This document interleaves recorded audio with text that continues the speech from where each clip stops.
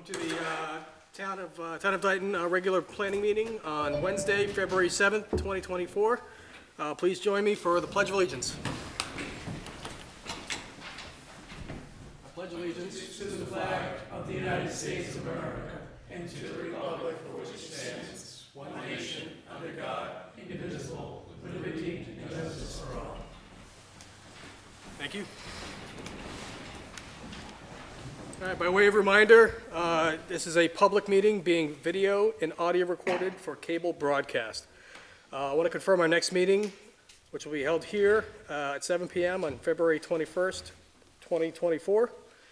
And on to the first order of business, which is a presentation by Lizbeth Gonzalez from Southeastern Regional Planning and Economic Development District, also known as SERPED, and she will be presenting the Economic Development Plan. Hi everyone, some familiar faces. Let me just join the meeting real quick.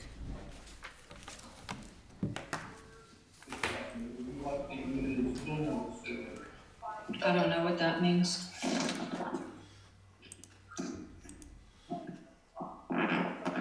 People on the Zoom meeting, if you can please mute your microphone unless you're going to speak. Thank you. Could you give me sharing rights? I can. Let's see.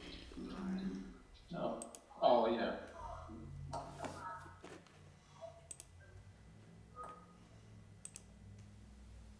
Should be able to. Okay, perfect, thank you. Can you roll over iPad and mute them? Oh, if you can force mute. Yeah, you can hit mute on them. There it is. Thank you. All right. Thank you, everyone. So I'm here to share the final Dayton Economic Development Plan.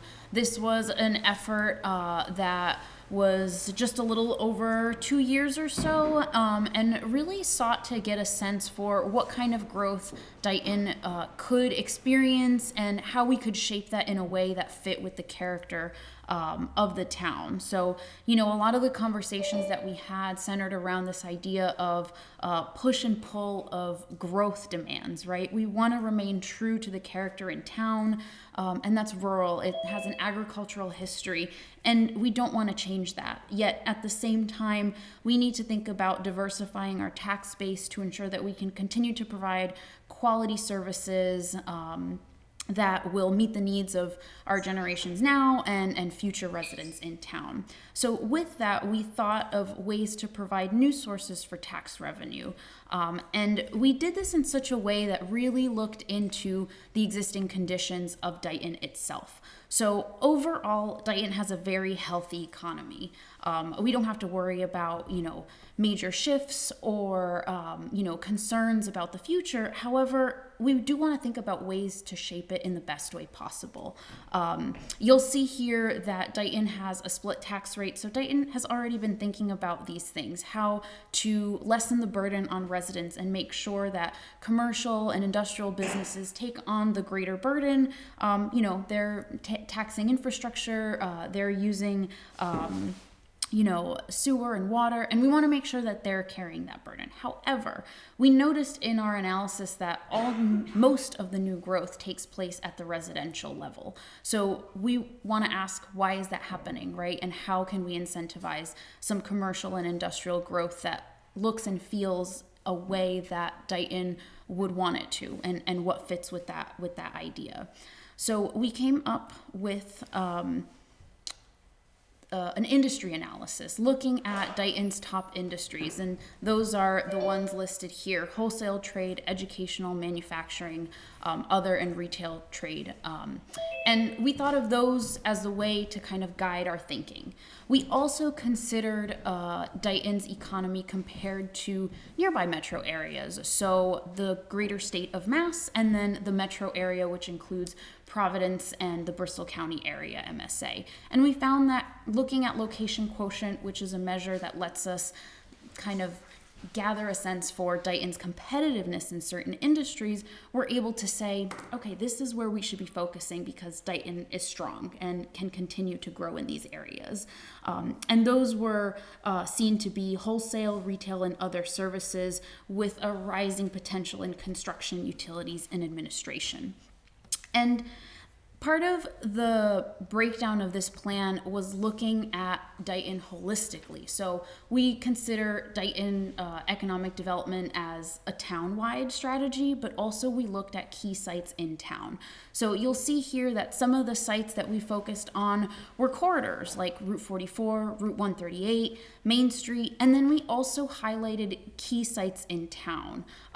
We looked at Interplast and Spring Street Mill, as well as Zeneca.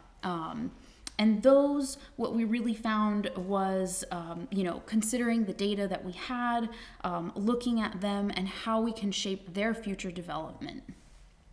So one of the ways that we envisioned development was using existing developments across the state and in nearby areas such as Rhode Island to say, okay, development took place in these areas such as Hope in Maine, which is a kitchen incubator. And we looked at the development that they had there. What's their building area? What's their lot size? What's their building value? And what kind of tax revenue do they bring to the local town? And we used that and modeled it on the same key sites and the parcel sizes that we had here to be able to provide, it's not 100% accurate, but it's a type of model that we can use to kind of gauge what type of growth would look like on these sites. So I can show you an example on the following page. So this is Spring Street Mill. Looking at the parcel area that we have, we considered growth here as something that could accommodate, commercial, mixed use, some type of agricultural or event space that really harnessed the sense of Dayton's interest in creating more amenities in town for residents, but also things to do. And one of the key elements of this site, and you'll notice across many other key sites, is that we really focused on creating access to the riverfront, activating that space, tying it in with development, and making sure that it's a really conscious thought when it comes to redeveloping these sites. Now, you'll notice that, and I'm sure you all are very aware, Spring Street Mill is a brownfield site. And we recognize this and really guide the town through how to address this in the town-wide recommendation. So if you see on this little section here, we have zoning amendments, rural economy, infrastructure, brownfield remediation. And I can go through what these mean in a little bit more detail after. But all of these town-wide recommendations lead to implementation. So we talk about what zoning amendments need to take place to get us a step further in this direction, what types of rural economy strategies we need to take to get us closer to this direction. We talk about infrastructure needs, and then obviously brownfield remediation, which can be quite a challenging and overwhelming process, but there are steps and resources available to do so. The next thing I want to talk about, sorry, I'm looking at my page numbers here, page 38. This gets us to the town-wide recommendations that I was talking about earlier. So I'll go through some of the key recommendations that, were either really innovative or well-received, and we can talk about those as we go through. So one of the main ones, and I think one of the next steps for the town in order to kind of get their ducks in a row, is a complete and comprehensive update of zoning bylaws. This really just considers how to clarify language, how to make sure that there are no kind of things that don't make sense, right? We want to reconcile differences across bylaws so that way anyone who wants to come into Dayton and develop, it's more clear, it's more transparent, and it's easier to navigate. I also want to touch on this one right here. So we really honed in on home-based businesses because we talked a lot about how there is quite a significant population of home-based businesses here in town, and we want to be able to support them in whatever way they see fit. A lot of what we focused on was looking at their needs if they want to stay as home-based businesses, and also talked about either scaling up or providing space for potential growth. 46. Another kind of innovative recommendation that we talked about in zoning specifically touches on artisan zoning. Now, artisan zoning is light industrial use that creates no fumes, very little noise, and is more compatible with residential uses. So think of mill spaces that have a coffee roaster in them, or a brewery in them, or a woodworker, ceramics artist studio. So being able to provide those types of spaces in areas that are accessible to people and residences as well. So just some examples of zoning recommendations that we proposed as a part of the economic development plan. Rural economy really focused on protecting and promoting Dighton's natural resources because the natural landscapes here in Dighton are so important to the character and identity of the people. We wanted to make sure that we were creating growth scenarios in which we were thinking about these things. So one of the creative ideas that we came up with was proposing an agricultural incubator space that enabled kind of a modern growth of what we know we are and what Dighton's history was to a more modern take on it, and creating those types of spaces where either home-based businesses can either scale up or create partnerships with local institutions such as Bristol Ackie. The other one I'd like to touch on is infrastructure.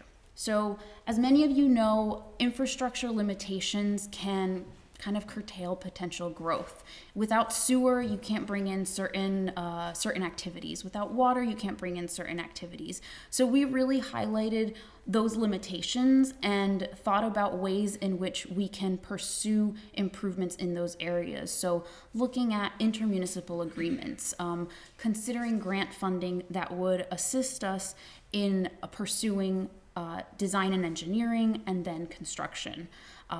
So part of this was really focusing on, you'll see the corridors really have this embedded in their recommendations and part of their narrative.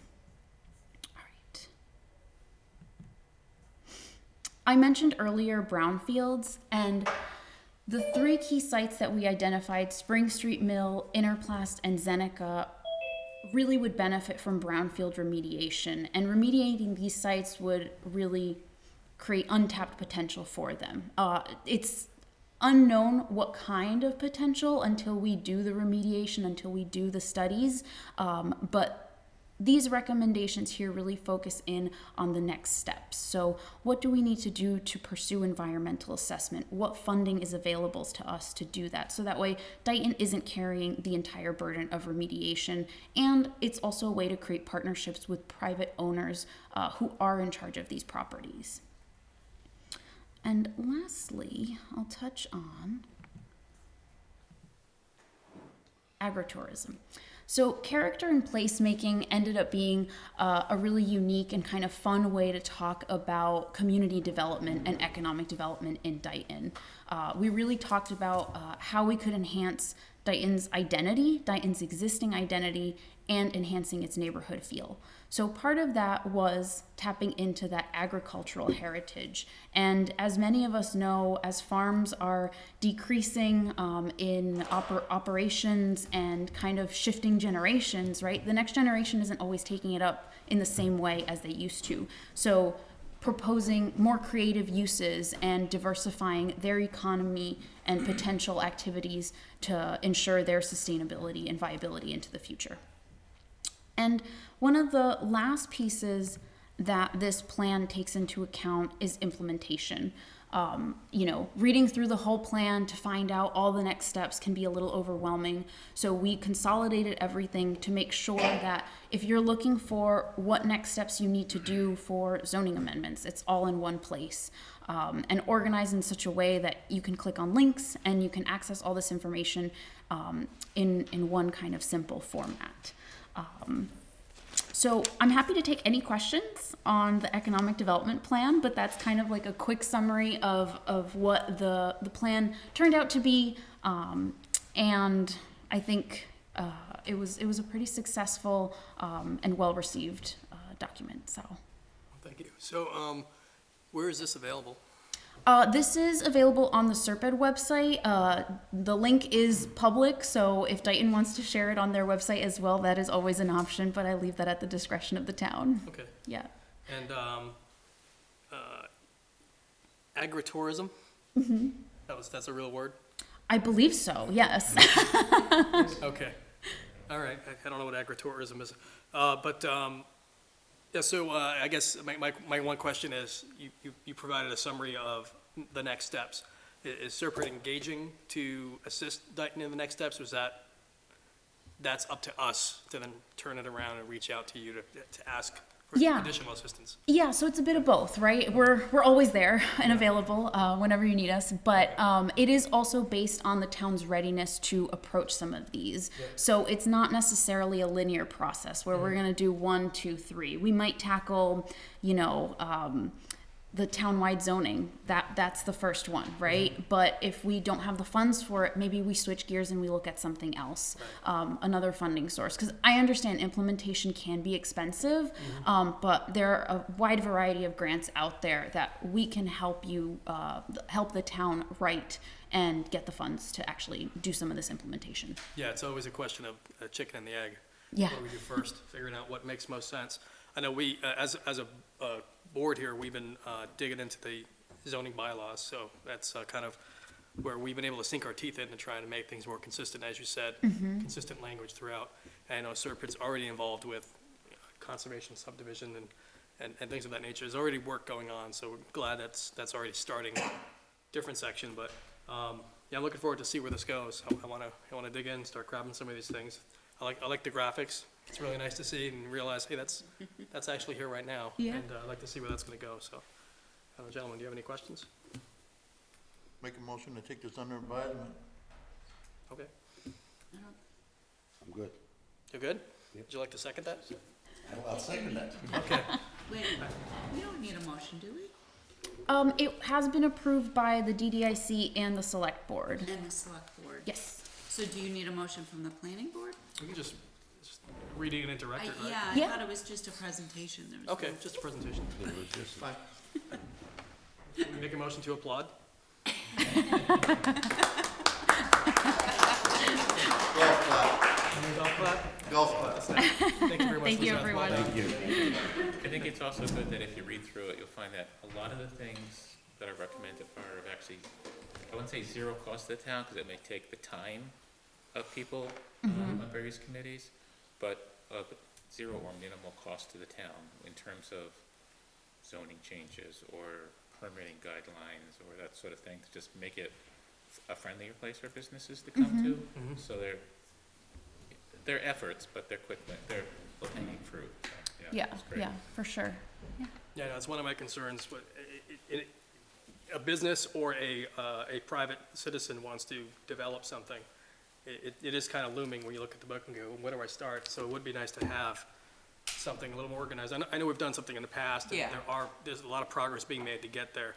So obviously, Yeah, as we were developing the plan, we talk about ideas, and one of the things that we included in there was a permitting guide, and that's already in the works. Online permitting is already in the works. So memorializing it to make sure that we know that's what we need to focus on, but knowing that it's already ongoing and will be implemented soon, I think they're easy wins, but they're really effective. okay, excellent. Well, thank you very much. Thank Appreciate your you. time. I'd like to chime in too now. I just want you to say that, we can't stop progress, okay, but we need to control it.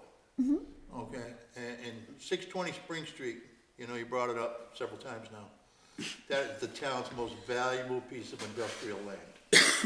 Okay, it needs to stay industrial, the entire size of it. Because today, maybe somebody ain't using it properly or to its full extent, but further down the road. Because that has excellent water, excellent electricity rates. That's what big business is looking for. You go chopping that up to put in like little artisan shops that are really gonna cost the town money in taxes, not really make money for the town. That piece of land, and I said it before at the last department head meeting, I will fight that. You know, we need to keep that entirely industrial, as long as Robert Woods is alive. Okay? Yeah, no, I mean, one of the things that I always said when talking about this plan and presenting the scenarios is that they are a version of a potential future. They are in no way certain. This plan doesn't change zoning, doesn't, ensure that it's going to happen a certain way, but by putting forth these ideas, it lets outsiders know that, okay, this might be the development we're looking for, and conversations, can sometimes lead to action. And I mean, as long as you're having that conversation. Realize half the building's falling down now, so. Right. All right, well, thank you very much. Thank you. Really appreciate it. All right, next item on the agenda is to review, discuss, and act.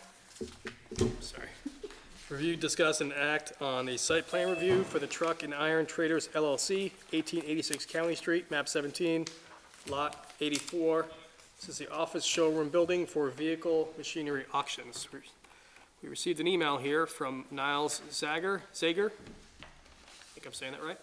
Tuesday, January 30th. Good morning, Carrie and Lisa. He's writing this to both Carrie Easterday and to Lisa Caledonia.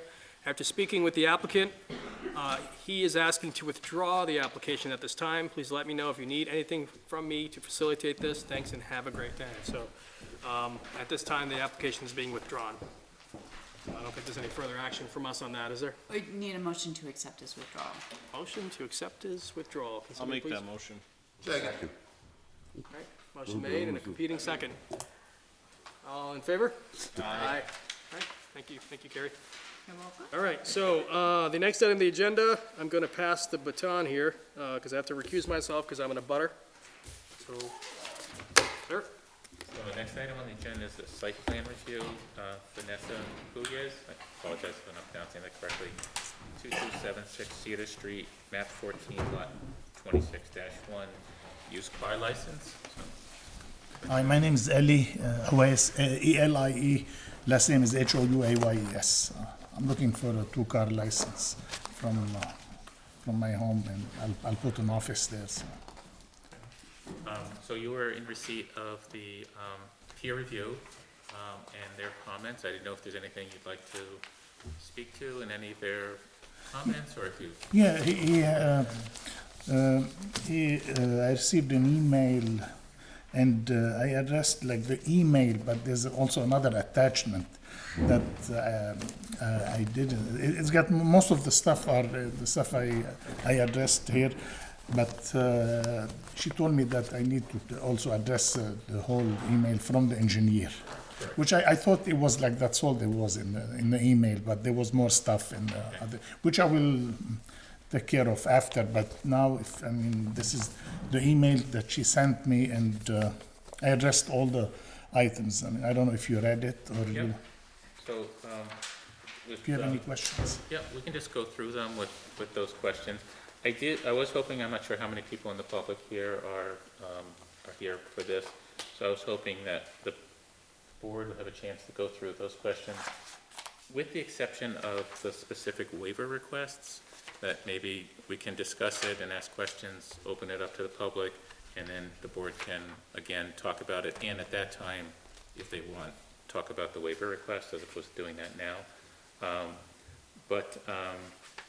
So this is just going through the engineer's questions, and feel free to anybody on the board to chime in when they want, but the first one was about, it's section 3130 regarding the size of the parking spaces, and I know you first revised parking spaces, so they're now in compliance. Yes, I Right, changed so it. they're 8.5 by 19. There was a note in there that the handicap space should be 8 feet, which it is, but with an adjacent 8-foot loading area for the handicaps. And I think on your plan still, it's the handicap, but there's not a space next to it. Yeah, I can change that. Okay, so you would do that by probably removing one of your parking spaces to allocate it Yeah. as? Okay, all right. The next was section 3140, off-street loading. There was no area designated for loading and unloading, and I think for your application, you said you didn't plan on doing any? No, I'm not planning on doing any of that stuff. I have a car lot in East Providence now, and I have also a license in Fall River. And this is like 2-car lot. To be honest with you, I ship cars overseas. I just need the license. That's all, basically what I'll be needing it for. Okay. I have a license from forever, and now. And I have, like I said, I have another one in East Providence. So I'll load the cars there, I'll drive it. If I need 1 car or 2, it's not gonna be, So I'm can not you bringing like a trailer or Can you anything. just describe what the process would be at your business? I think currently you do bring cars onto your property, correct?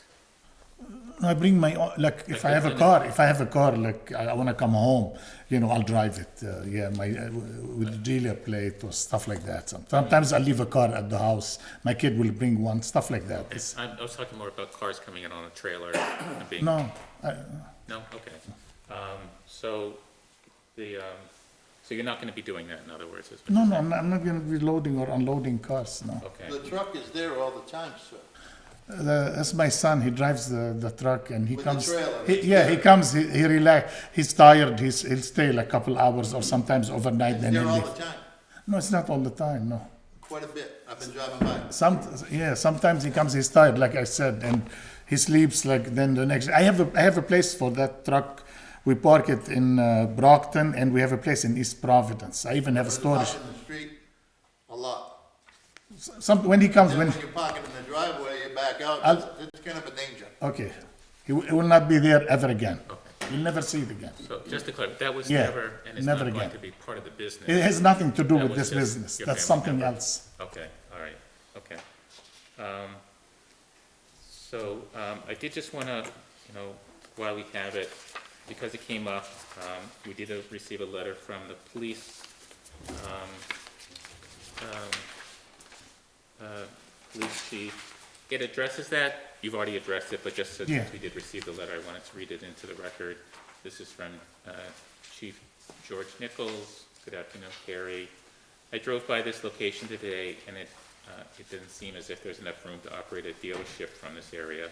It appears that it could become very congested with traffic. It's a corner lot, so would there be issues with vehicles entering and exiting Tommy's Way? I know you just answered that, but we've had numerous complaints already with a car carrier-style trailer impeding traffic.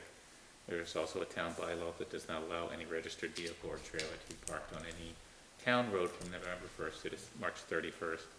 I don't think it's in the best interest to have this kind of business in this particular location in town, signed Acting Chief George Nichols. I know that you just addressed about the reason for the trailer there. I just wanted to read that into the record, so. But while we're on that point, does anybody else have questions, or? And the other thing I was thinking about too is, you're gonna be selling vehicles. People are gonna come, they're gonna wanna test ride them. And we definitely don't want them driving around the new subdivisions. So where are they gonna test drive these vehicles? They can go out on the road. I mean, we're not gonna test drive at the beginning, because I probably don't have the plates, so. So I bought a lot of cars, I test drive every one of them. Yeah, but, I'll tell you this, the reason I'm getting this license, because I just need the license because I ship cars overseas, and I have storage place in East Providence, and I have also a dealer in East Providence and one in Forever that I use now, but that's the main reason I'm getting it, But at the beginning, if I don't have a dealer plate, nobody can test drive the car, It's not like my main business is not gonna be selling cars, I'm sorry, I didn't get the reason why you need the dealership there. If you've got all these dealerships, why do you need a 2-car, of all things? I've Yeah. never heard of something. Okay, I'll explain to you. The one in East Providence, I rent to somebody already. Okay? You what? It's already, I rent to somebody. Okay. It's rented, but I'm still involved. I have one in Forever, it's wholesale license, and I pay rent in Forever. So, if I can get one from my house, I pay myself the rent, or I don't pay, So that's why. So because you're paying rent there, you think you can just close that one there and Yes. just use this one here for 2 cars? I need the license. It's not, to be honest with you, it's not about selling 2 cars or 1 car. I want to I want to register, like get a dealer license, and I'll go to the auction. I register and I can buy cars and use the license to do basically wholesale for export and stuff like that. So I'll be honest with you. Yeah. I smell a fish. I smell something, you know. Something just doesn't sound right to me. And I'm applying for a 2-car license. It's yeah, I it's can on understand commercial. that, but I don't. do you have kids? Yeah. How many, little Three. kids? Or, There's one. That's one. she's a big kid. Yeah. Do you have any more? Is that it? That's it. I have a problem with this because I was in business for 40 years. And I built a lot of homes and a lot of different things. And I've had situations where I could put another house, but I would be encroaching on my neighbor's place. And all the neighbors got together, and I like peace amongst everybody. And I just said, you know, it's not really worth it to that. So that I just let go of the whole thing. I said, forget it, I'm withdrawing this because I don't want my neighbors to be mad at me, you know, that was the thing. And I honestly think that you should think twice because of this. I mean, look, that screen is full of people that really don't want this thing to happen. And it's a risky thing. You've been on. These people don't want this. Huh? These people don't want this to happen. This. That most likely that's what it is. We've never had as many people in here for a long time. You know, this is a lot of people are opposing this, and I'm not telling you what to do, and I'm saying No, this. it's I don't okay. know how they. I'm surprised that you're saying these people oppose. I'd like to know if. You're surprised? Yeah, I mean, if we've they got- say, I want to hear. We've got a list of letters here from the neighbors. Oh, The really? whole entire subdivision from one end to the other. Oh, okay. People are opposing this, Okay, and no problem. all I'm saying Yeah, to you no is, problem. I really, No, I want to be friendly in the neighborhood. I want people to like me. I don't want. I've been, you know, well, you know, it's, Yeah. and that trailer there, and I'll tell you. the that trailer is not going to be there anymore. Well, Never. I've driven by there Yeah. quite a few times since I found out that you wanted this. Yeah. And I see it there Yeah. very, very often, you know? And it's bothering me that you've been doing this over there for quite a few years. And, you know, I'm not selling cars there. Or well, okay, you can say what you want, but I think you're gonna continue to do that. So even if this thing goes through, and I don't know how my colleagues are going to vote, I can tell you this, I will put something in there that if that trailer ever comes onto that site, everything will be gone, okay, okay? That's my personal opinion of this. I don't have a problem. Okay, then, you know, let's go. Do you want to say anything before, or I don't know if anybody else I got has something anything to else, say? Joe. If you want to say anything beforehand, before it goes to a vote, you can. It's entirely up to you. I mean, I mean, they know what's going on. It's up to you guys. It's, I The mean, other thing here, sir, is that in our peer review, there was a lot of things that they wanted you to request a waiver for. And you haven't requested any waivers for Yeah. us. yeah. His response. There was a written request via email. Yeah, but he was responding to our initial letter, not the peer review. Right? The initial letter? 'Cause the peer review had like, I didn't count how many waivers Right. they were recommended, but there was quite a few. There was quite a few, and he, as he stated, he addressed the email. So, are we gonna vote on these waivers? Because, Well, he has to formally present them first. okay. But I would like to So, come back but and he circle needs to- back to the waivers Okay. after we had All right, chance to yeah, talk, yeah. and giving the public a Okay, chance. yeah. to all. The next comment was on section 3300, which is outdoor lighting. I know you're adding 2 outdoor lights. And this is not specific to this, it's just that internally we've often had discussions now about lighting of businesses and the type of lighting, particularly downward facing, which is called dark lighting. I don't know if you wanted to say specifically what you're looking for, but. Well, the dark sky lighting would basically shoot the light down, not up, so you're not interfering with the small town feel, I guess. So it doesn't become you know, you look up in the sky and you see that haze. So that's something that we like to implement, you know. Yeah, whatever you want, Okay, I mean, so just- I'll do it. You right. just, say, I want this, I'll do whatever. The next one is section 4900 dimensional setback. So per appendix B, for a business, it is a 75-foot setback from the street. Even for a residence, it's 55, and you're proposing a 40-foot. So that is correct, right? I know you've requested a waiver for it, but that is correct. You're asking. There's a lot of trees that, I cover. Okay, so I just wanted to make that clear. I actually couldn't find, looking at the design, where it specifically called out that it is in fact 40 feet. I mean, I believe you, and I can judge it busting from some of the measurements here, but, and that is to the office building or to the That's to the office, to the concrete office. pad, to the office building? Okay, all right, just wanted to make that clear. The next one was section 5400 wastewater treatment and 4440 water supply. So per your application, there's not going to be any water, and you'll be using a compost toilet.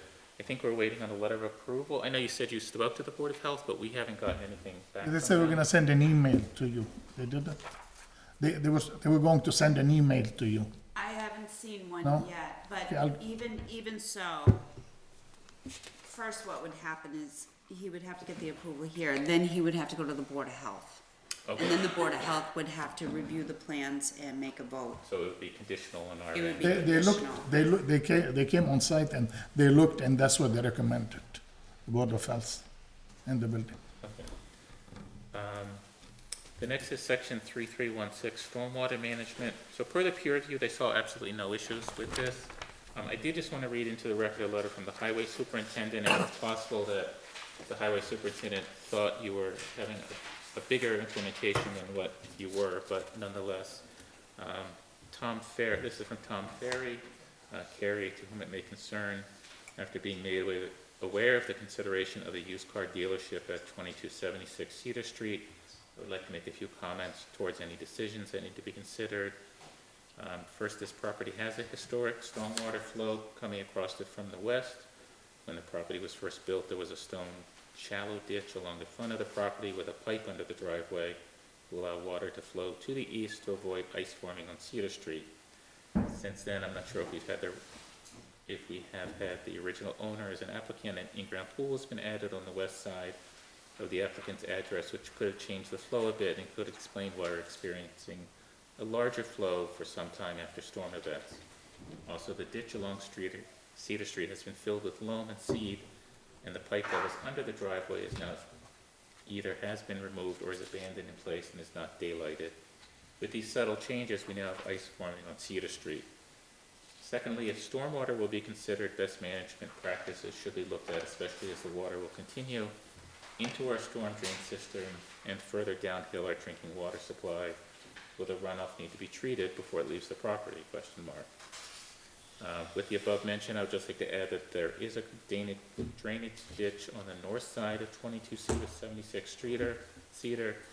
If the storm flow could be encouraged into that ditch, this could mediate a lot of the problems we are experiencing on Cedar Street. For our town, Thomas Ferry, Superintendent of Streets.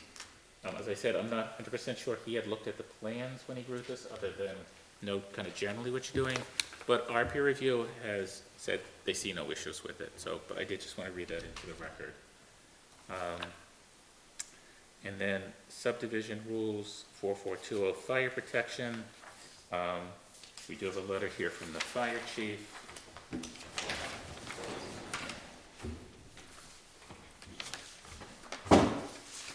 If I can find it, there we go.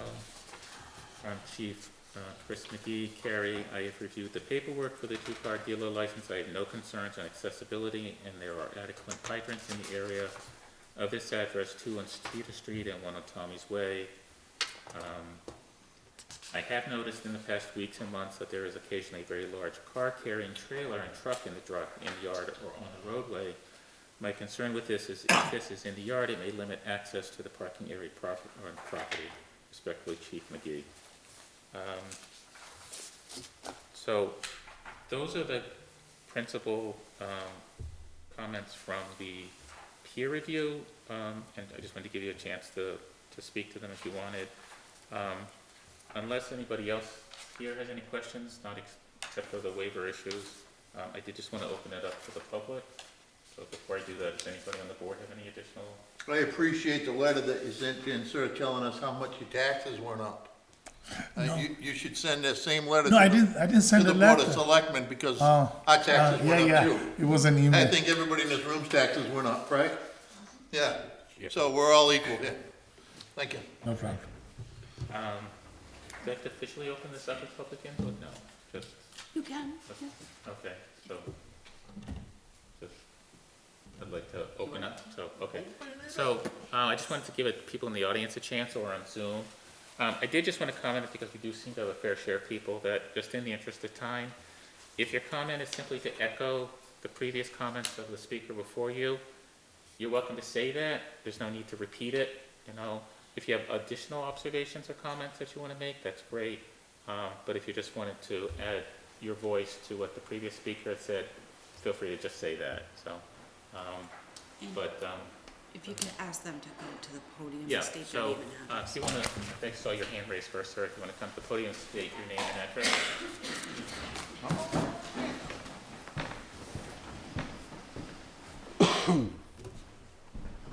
How you doing? Rob Blanchett, 2138 Tommy's Way. So the question or consideration or curiosity I have right now is we're talking about a structure that's gonna be in the yard for business that's not gonna be selling any cars at that location. Again, that sounds fishy to me. If you're gonna have a toilet and was it 20 by, excuse me, sir? 12 by 20. A 12 by 20, I'm assuming it'd have to be on a cement pad, which I'm also assuming that will also push some more of that groundwater off where it won't be absorbed into the yard and cause even more ice in this stuff. But if you're not selling anything from that location, why would you need a structure and go through all the Board of Health and everything else? If The only reason he has to go through that is he has to comply with the zoning bylaws in order to have that. And to have a dealership, you have to have a toilet, you have to have all of that, those things. And that's why I'm confused then. Is there more than one type of dealer license in the state of Massachusetts? Because if you're not selling it and you can't test drive a car from that location, what's the purpose of it besides a storage location? And if it's going overseas, it still has to be driven on the roads because you can't just put it on a car carrier out in the front. I'm just, things aren't connecting to me. Yeah, that, I feel the same way, but he wants to respond to what you're saying. Should I come in? Yes, please. Yeah, I already have a concrete pad. It's already there. So I I'm not, understand. I'm not building anything. And first I'm gonna get the license, you know, if I don't have, and we're complying, that's the rules, you have to have a building and you have to have a bathroom. And first, when I get the license, I'm gonna have a license, but I can't, nobody can test drive a car without a plate. I don't have a dealer plate, so it's gonna be no test driving. So, but I'll have the license, you You know. keep saying that you have a place in Brockton, you have one in Fall River. No, you no, have not one in Brockton. Providence. In East Providence, it's rented. I rent it to somebody. Yeah. You're renting it to somebody. Somebody rents from me the place. Okay, Yeah. and what about the one in Brockton? No, in Fall River. In Fall River, I have a wholesale license in Fall River. And in Fall River, you rent an office and you can have a license. So I want to get rid of it and have a place here to use it, you know, for my wholesale. I will not be bringing two cars. Is going to be two cars. If you see more than two cars, you can, you know, put condition that. We would have to put a police Yeah. officer there, and that'll cost more money than No. what the license will cost. I'm not feeling it at this point. That's okay. I mean, So whatever. that's- I'm telling you what I'm doing. I'm explaining to you. That's all I can do. Okay. You know. So. Do we want to finish? I'm sorry. Do you want to Anybody finish? else in the, here in the building would like to speak?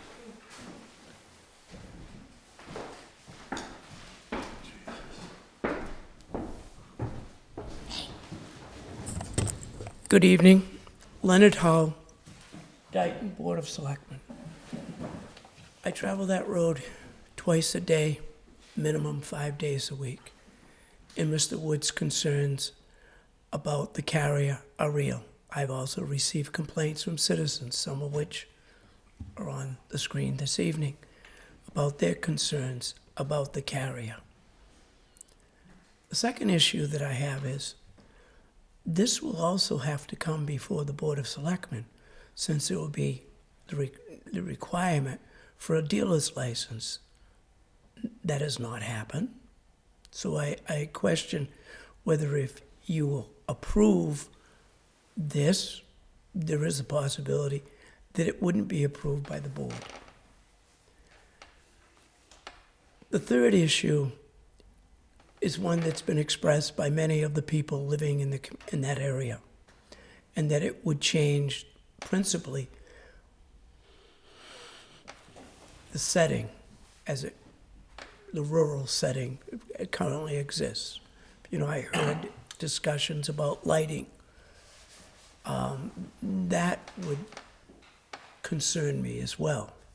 That area there is relatively a dark rural street.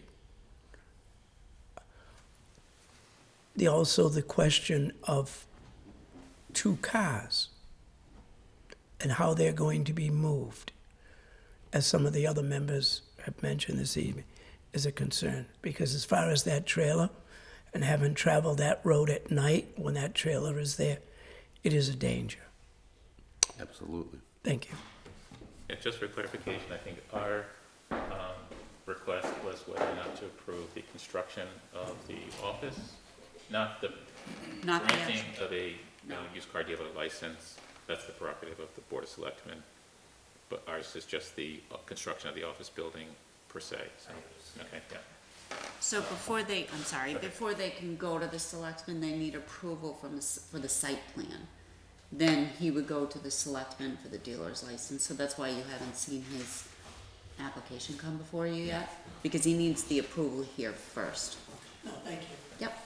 Anyone else in the audience? Is that included in the Zoom, folks? We're gonna get to Zoom next after people here in the building have spoken, a chance. My apologies. No problem. Hi, Katie Pavo, 108 Sunny's Way. I'm representing Wellington Acres Homeowners Association. I'm the president. We got together and signed that petition that Kerry has, so I don't know if you wanted me to reread the petition to you guys, but we were just in opposition of the car lot that's going up. The construction of the car lot, you know, we understand that it is a mixed zone. The installation of the business at the entrance of our neighborhood brings a lot of concerns. Some of these concerns are shared in the report from the superintendent of the roadways and the peer review. The residents of our development also have unique concerns of the construction of the used car lot. You know, has there been a traffic study to determine the impact of the new business? I understand that he's saying that he's gonna have a used car lot, but nobody's going to be I don't know. It's very odd. We're going to have a business for cars, but no one's going to be test driving them. That is, you know, if it quacks like a duck. You know, what protections do we have with waste oil or other dangerous fluids that won't be, you know, released directly into the groundwater? These vehicles are going to be stored on site. Repairs or while the applicants you know, the tractor trailer issue, you know, the business is inconsistent with the character of the neighborhood. You guys have driven by, you know, to Mr. Hull's point, you know, it's just questionable to the residential character of our neighborhood. Some of you have driven by, some of you have not. I mean, this is the corner of our neighborhood. This is what our neighborhood looks like. This heading west on Cedar Street, this is what you see. Even though this address is Cedar Street, this is Tommy's Way. His house is the face of our neighborhood. And if we put a used car lot there, it completely changes the appearance of our neighborhood. You know, our kids feel safe there. They ride their bikes. It's one way in, it's one way out.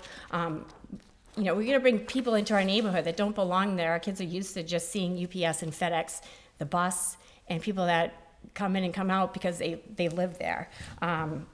You know, also, is he following the state general requirements for dealer inspection? I have them printed out here. Based on what he's currently doing, he's already breaking the laws of the state. He's already breaking the rules of the bylaws of our town. You know, and just approving the business at the entrance of our neighborhood is just endangering the safety of our children by increasing the amount of traffic in our roadways, you know, and also declining our property value. The approval of the used car lot will lead to less desirable neighborhood, which would negatively impact our, you know, our property values. We ask the board to deny the application for the used car lot and insist that the residential property stays as a residential property. Thank you. Thank you. If anybody else here in the building would like to speak? No? On Zoom, I think it was Christopher Isabor had his hand up first. Would like to speak, sir? Thank you. I just want to reiterate a point here. Everything that our neighbor is asking for legal permission to do has been happening over the last 3 years. The idea that he is now seeking permission for it and subsequently not going to follow through with bringing a trailer there or just a 2-car lot is just fishy and funny to me. I live adjacent to this property. I have seen this happen over the last, 3 years now? The safety concerns here are something that the board needs to take seriously. The bus driver that picks my kids up on a daily basis struggle to go through that trailer. That trailer is there every other day. And that might sound like an exaggeration. I live right next to this property, and my neighbors who are sitting there can verify this. Occasionally, it won't be there for maybe at the most 3 days.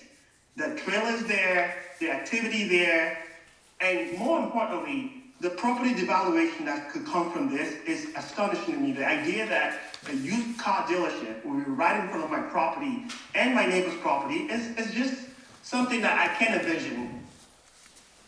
I wouldn't even understand why any neighbor would want to do that to the rest of the community. To me, I wish I was there in person. I'm very frustrated. I would hope the board would not devalue our properties and just, again, the safety part of this and vote this down. Thank you. Thank you. I think Paul Kelly had his hand up as well. Or if anybody else would like to speak, if you could raise your hand.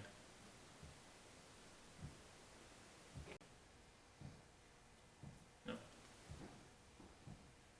Right? Okay, I think, okay. Yeah.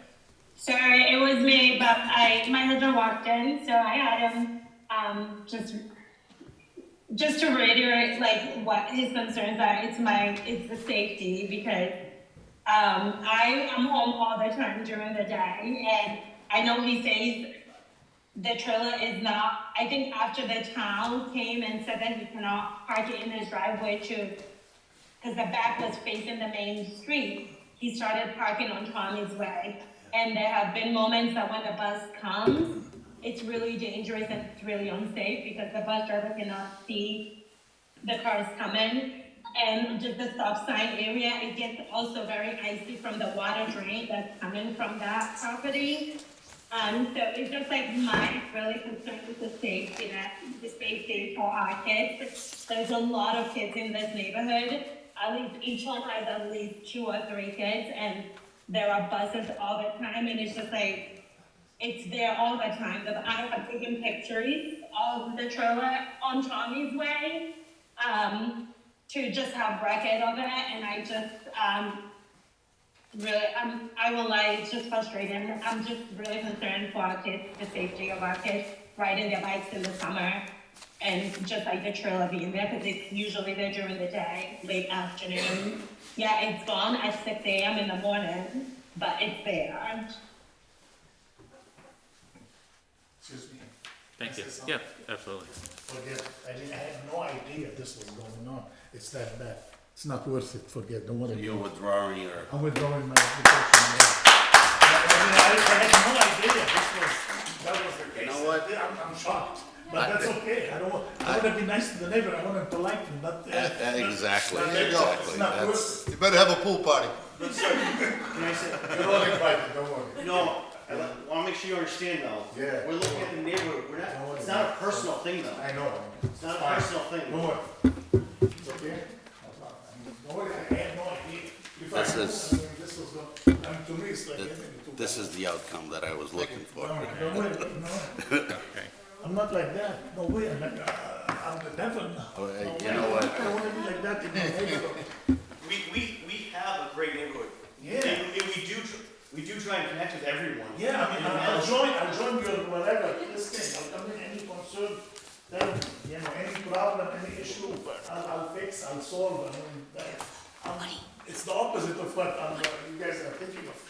We're not thinking of you personally, it's about the. No, you mean, I thought it's a two guys that I can apply and get it. You know. But we don't ever get the chance to talk, like, we're all in different directions all the time, and then when we see this come up on the agenda, we stop working for a little I bit. mean, I don't know if to connect with you, but at least stop by talking. I'll join whatever thing, and I'll do whatever you guys want. You are personally welcome in the development. You are personally welcome. I'm fine. I just, like I said, I just wanted to bring the whole thing out to you to start out with, because if you withdraw, that means that you're agreeing with the rest of the neighbors, I don't wanna, now I see, they're all talking like, I'm not even close to that. Okay, It's a misunderstanding. that's beautiful. I had no Beautiful. idea that, to me, it's like getting to car license. It's not, in forever, I go apply for a car license. I just have an office, you're also, that's okay. It's all good now. Thank you. Woody, I think. He has his hand up Oh, again, I'm I sorry. don't know if you want Mr. to. Isidore? I don't think he took it down. Oh, okay, all right. Okay. So I believe, Woody, you made a motion, is that correct? Could you repeat it? Yes. I'll make a motion to accept the withdrawal. Do I have a I'll second? I'll second that. All right, all in favor? Aye. Aye, thank you, okay. Sorry about that. No, Coming back, Jeff, or? Next applicant's not here, so you can just. Okay. Okay, so Oh, this is, the next item of business is the Cedar Estate subdivision, status of the homeowners association.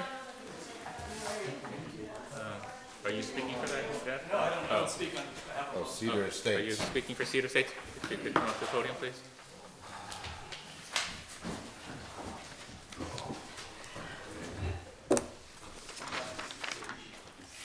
We're not gonna have any. Well, that's good. I appreciate that.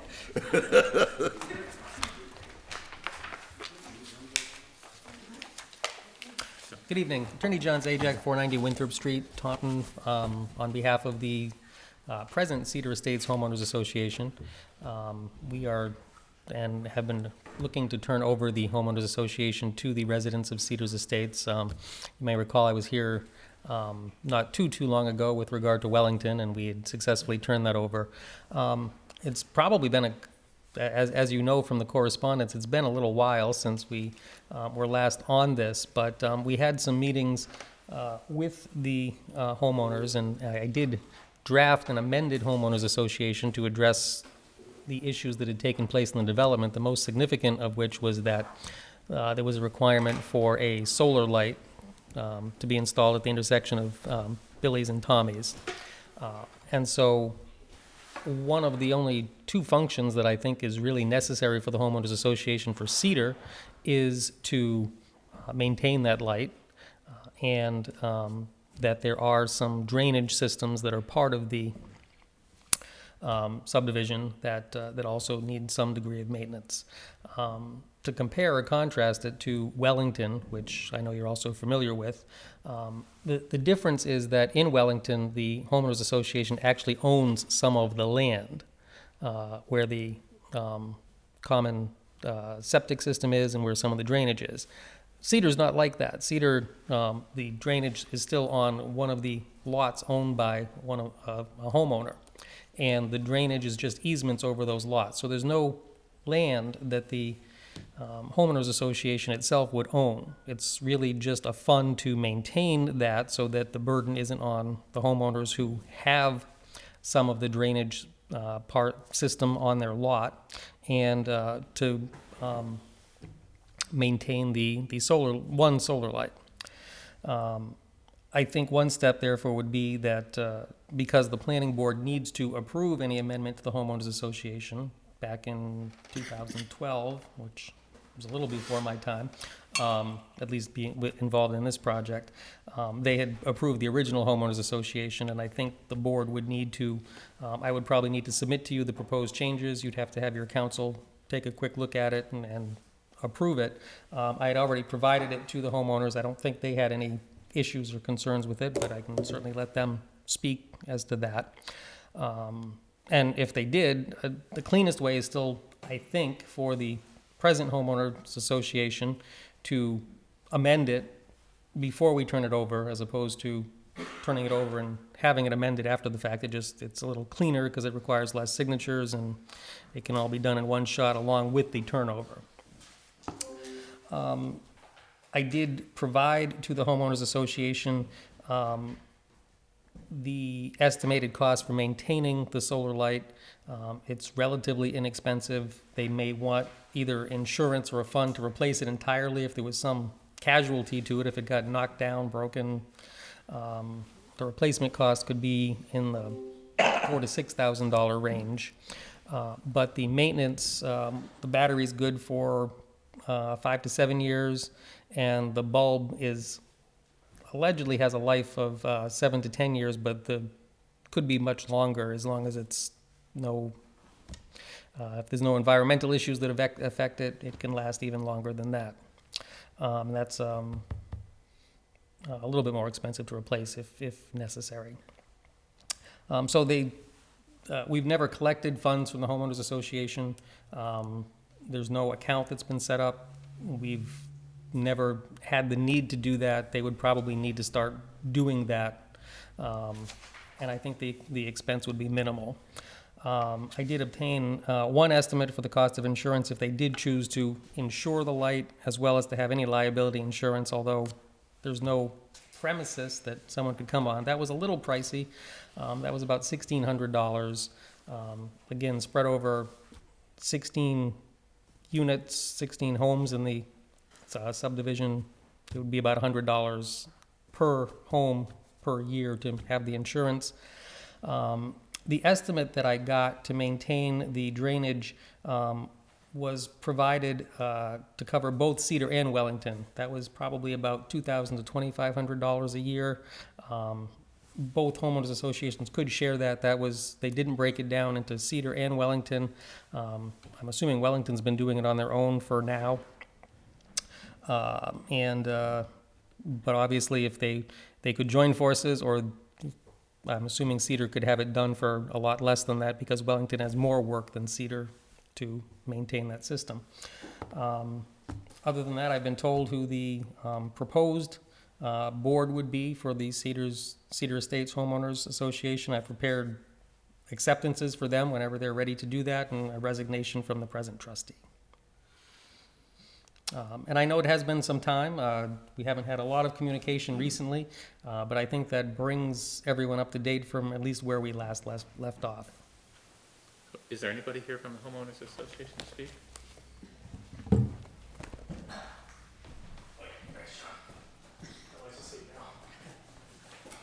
Getting old.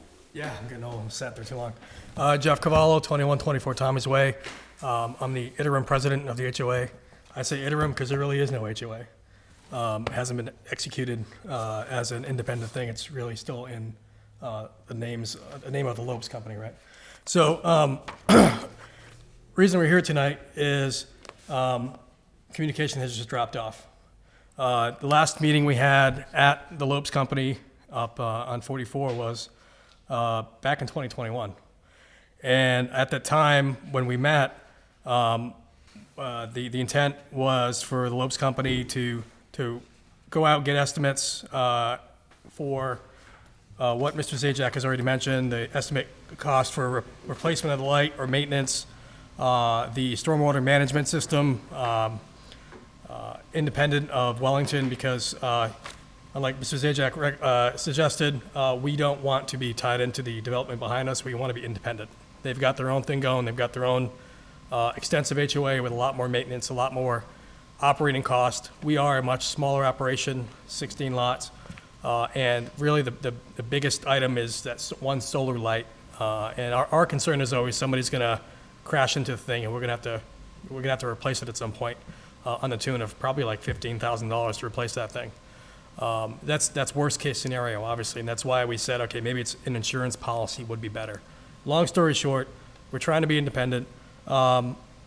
We did work through the HOA document language, and we went through and passed some red lines back and forth. And the understanding was, once we parted ways back in 2021, that the Lopes Company would reach out to all the residents with notification that this was coming, along with a worked out estimate of operating costs and an estimate for what this would be moving forward. That's where things kind of dropped off, and I'm talking 2 years, had no communication whatsoever. So that's why I reached out to the board and separately to Carrie, and I said, can you please put some, reach out, make contact with the Lopes Company, because I've tried repeatedly, and if you look at the meeting packet before you, it's like 24 months of me trying to find out, not calling, but sending an email, asking for the status, following up to see what the next steps were, and we heard nothing for over 2 years, so that's why. And I realized in that time that Lopes was very busy with Wellington behind us, but it seems as though we started off in Cedar Estates. We were there first. I know when I bought my lot, I was told that we would never have a development behind us because the market wouldn't support it. Lo and behold, that changed, and now there's 26 homes back there, and it's great. Nice neighbors, nice neighborhood. It's beautiful. No complaints from me. But obviously that was a surprise to us. And Lopes Company did a lot of really good things, and coming along and finishing that development. They did a great job of then working their way out, finishing our development. Our roads got accepted, all wonderful things. But that at the very end, it appeared that we just got forgotten. That was my opinion, my impression. And so that's why I said, hey, can we please get you guys to come down here to start this process back up so we can get going and get this done. So we really would like an understanding of a good estimate of operating costs. We talked about having the thing set up first and then have it turnkey handed over to us. Things like, even having the proper account set up. I don't know if that makes sense. Collecting some initial funds. I don't know if that makes sense. These are all things we want to look at to see how we get from here. But I know up until this point, nothing's happened, and I've lived there since 2011. So that's all I got. I think you need 2021. I've lived there since 2011. Oh, you've been, okay. And I moved into a failed development. Obviously, it's got nothing to do with Lopes, but I've been there since 2011, and you were I bought my land in 2009. 2009. So we've been at it for a while. So it's 2024. We're ready to get this done. So My question is, has there been any monies that you were gonna have a HOA when you purchased? there is no HOA on. I guess we never knew. We didn't know up front. It wasn't like up front we knew that we would have an HOA. One of the things that needs to happen is I think our deeds need to be updated for every homeowner there because it's not on our deed. See, that to me, you're an attorney, you can, that to me is an issue, because these people should have been told up front. And I know it wasn't your company or you per se, should have been told up front that there was gonna be an HOA. It's interesting because That's all I got. Thank you. the homeowners association was approved by by this board. It was put on record, and occasionally, even though we were not collecting any fees, sometimes real estate closings would happen, and a real estate closing attorney would contact us and ask us for a certificate to show that there were no fees that were due for that particular lot. And sometimes lots would just get sold and no one would ask us. And any lots that have changed hands since they were sold, no one's come to us and asked us either. So it is on record, and people pick it up sometimes, and sometimes they don't. My concern is, I built a few homes. And anytime there's an HOA, it's established at the development point, you know, when the land is being developed. There's gonna be an HOA there. And what I've noticed is that a lot of people are getting by that and not allowing people to know that this is coming. And all of a sudden, the people have a mortgage of 2,000, and then the HOA, pending on how big it is, you know, it's 2,500. That is, you know, a problem that I see. And I don't know if that's why I asked the question. And obviously, there was no knowledge of an HOA. I guess what I'd like to say is, I don't think anybody here is contesting whether or not there should be an HOA. We realize that there's a stormwater system that needs to be managed and inspected. We realize we now own a silver light, because unfortunately the previous developer didn't see fit to put underground lines to feed a street light. So we have to Band-Aid that, and the Wellington behind us has to have two of them, because of the same situation. So things weren't done properly. That's not on Lowe's company, it's just, they inherited that. Yeah, no, that's good that you guys have no issues with We that. have no issues with that. I mean, my opinion, I think I share the opinion with others. There was initially a lot of pushback, like, hey, this wasn't on the deed, but it's the right thing to do. We realize we gotta do that as a body. And at least for these gentlemen, they actually purchased before the HOA was in place and due to the previous developer. The HOA was actually recorded in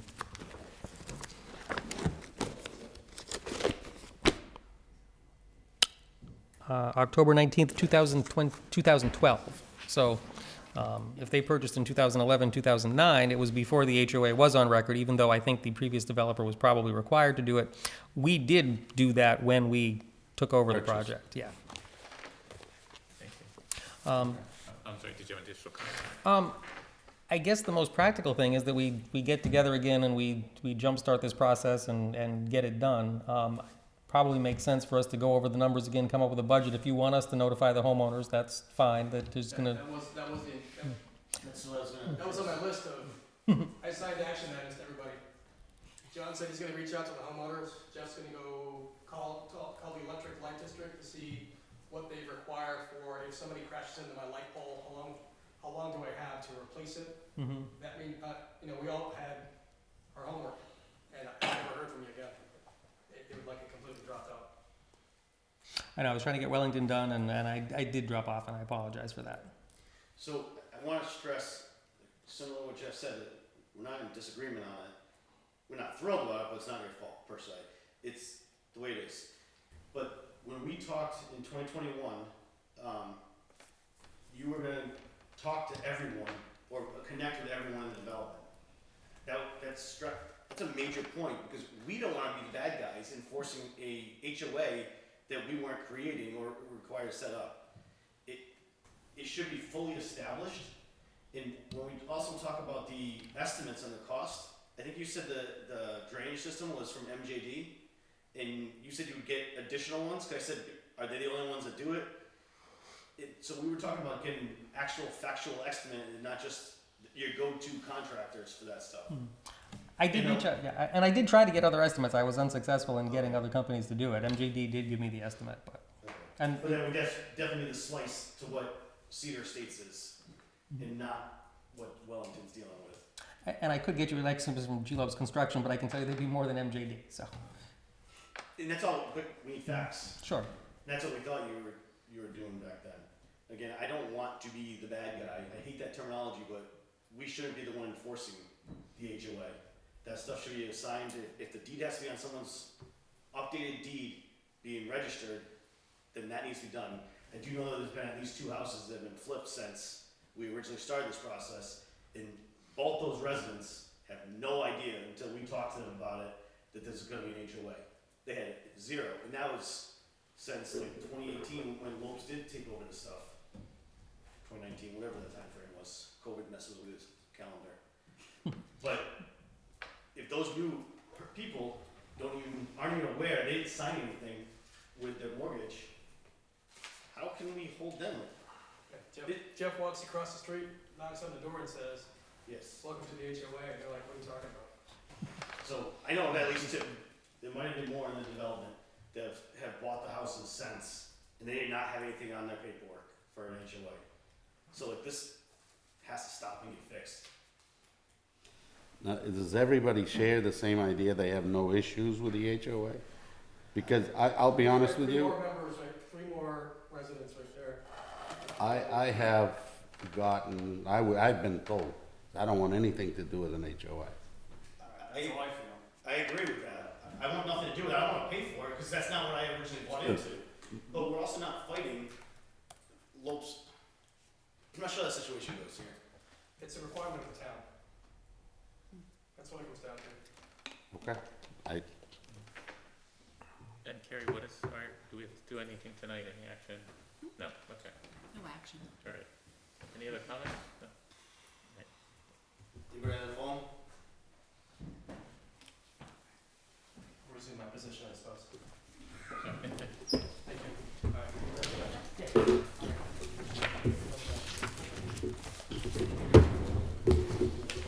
Thank you, Dan. Is this you? That's me. Is that your listening device? All right, thank you. So next item on the agenda is the approval of the meeting minutes from January 17th. Fiscal year? Fiscal budget review. Where is it? Fiscal year budget. Somewhere between Oh, 2 there it and is. 2.5%, yeah. It's under the I grouped it with the other highlight. I apologize. Next item on the agenda is the fiscal year 2025 proposed budget. All right. Let me get there. I thought we did this for free, Carrie. You don't? All right, hang on. Un momento, por favor. Look at all that good photography.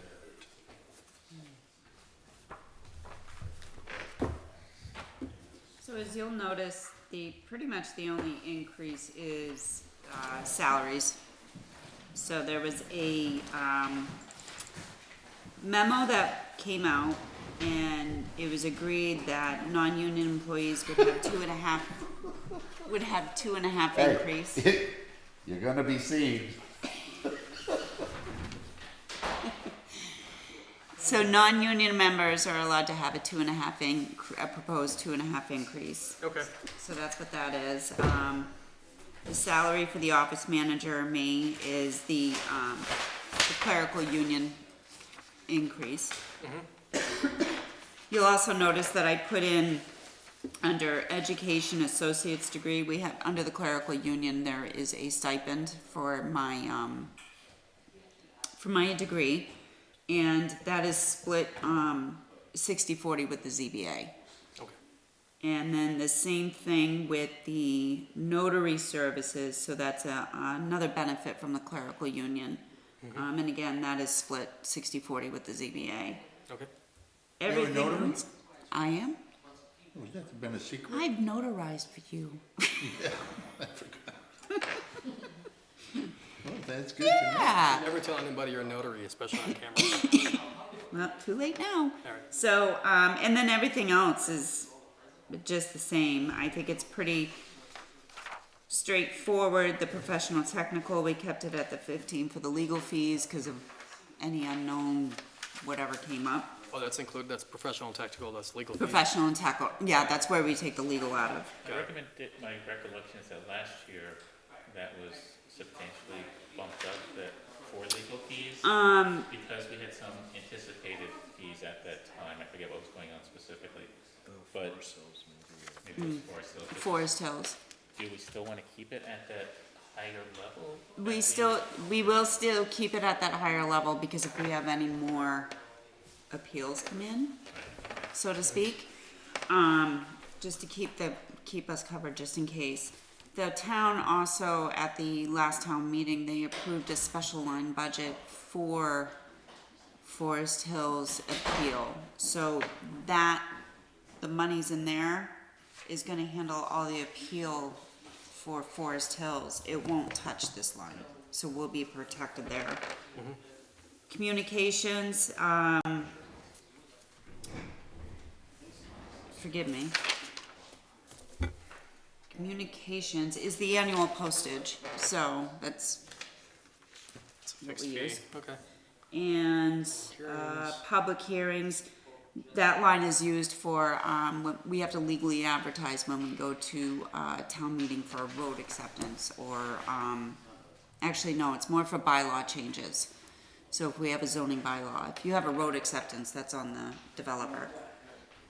This part, the public hearings, that would be for legal advertisements if we have a zoning bylaw change, or it's pretty much it on that one. Office supplies, that's pretty self-explanatory, and it looks like, Serpent approved the 2.5 increase. So that brought us up to 17. Okay. That's a cool number, so. All right, yeah, I see the bottom line there. I have no concerns or questions. Members of the board, have any questions or concerns with any figures on the requested budget for FY '25? None here. Making a motion to approve the budget as presented? Second. You can approve the request. Yeah, we'll probably have to do this 3 more times. You can approve the request, somebody else approves the budget. Second? Second. All right. All in favor? Aye. Any opposed? Abstentions? Hearing none? Motion carries. Thank you. Only Congress can do that fast. Next item on the agenda, approval of meeting minutes, January 17th, 2024. Somebody please make a motion. I'll make a motion to approve. Second. Made and seconded. All in favor? Aye. Aye. 5 ayes. Mrs. Easterday, is there any correspondence? None. None. Any additional public input? No. None. Anybody, I think everybody dropped off on Zoom? Yep. Okay. Somebody please make a motion to adjourn. I'll make that motion. Second. All in favor? Aye. Aye. Good night, Gable.